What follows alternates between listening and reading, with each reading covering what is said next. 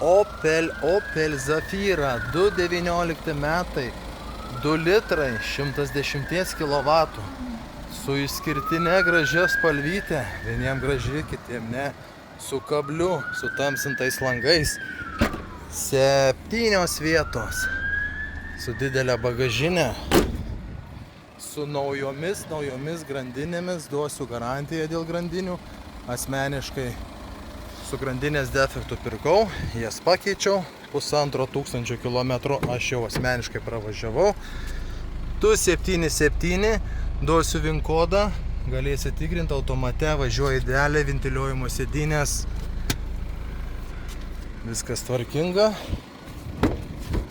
išplauta, išvalyta, rūdžių nei vienos nėra, nei vienos.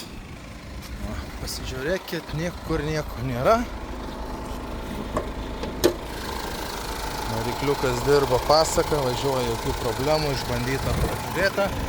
SDK, VIN kodai, viskas prašom, tikrinkit, žiūrėkit.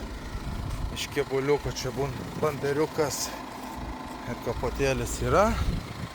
Bet už tokius pinigėlius 19 metų jūs nieko nenupirksit.